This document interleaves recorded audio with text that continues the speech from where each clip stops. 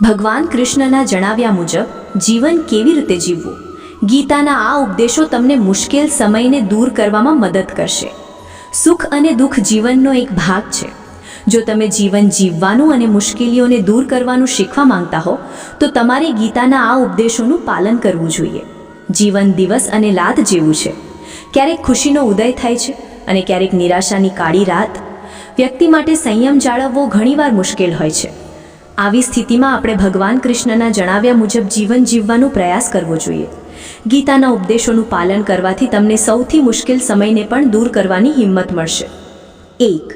જો ભગવાન કોઈને મુશ્કેલીઓ તરફ દોરી જાય છે તો તે ચોક્કસપણે તેમાંથી બહાર નીકળવાનો માર્ગ બતાવશે. 2. જો વ્યક્તિ સંપૂર્ણ શ્રદ્ધા સાથે પોતાના ઈચ્છિત ધ્યેય પર સતત ધ્યાન કરે તો તે જે ઈચ્છે તે બની શકે છે. 3. હંમેશા યાદ રાખો, જે કાંઈ થઈ રહ્યું છે તે થવા દો. તમારા ભગવાને તમારા માટે તમે કલ્પના કરી શકો તેના કરતાં કંઈક સારું આયોજન કર્યું છે. 4. જો જીવનમાં પરિસ્થિતિઓ તમારા પક્ષમાં ના હોય તો વિશ્વાસ કરો કે કંઈક સારું તમારી રાહ જોઈ રહ્યું છે. 5. એક વાત સમજો, આ પૃથ્વી પર કોઈ તમને ટેકો આપતું નથી. અહીં તમારે લડવું પડશે અને પોતાને સમજવું પડશે. 6. વ્યક્તિને સમજવું જોઈએ કે તણાવ ફક્ત મુશ્કેલીઓ જ પેદા કરી શકે છે. જો તમે ઉકેલ શોધવા માંગતા હો તો તમારે સ્મિત કરવું પડશે. 7. ટીકાના ડરથી તમારા ધ્યેયને છોડશો નહીં, કારણ કે એકવાર તમે તમારા ધ્યેયને પ્રાપ્ત કરી લો તો ટીકાકરોના મંતવ્યો બદલાઈ જાય છે. 8. જે કંઈ થયું તે સારું હતું. જે કંઈ થઈ રહ્યું છે તે સારું છે.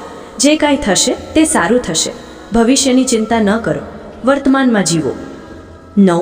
કોઈના પણ સંજોગો હંમેશા એક સરખા રહેતા નથી.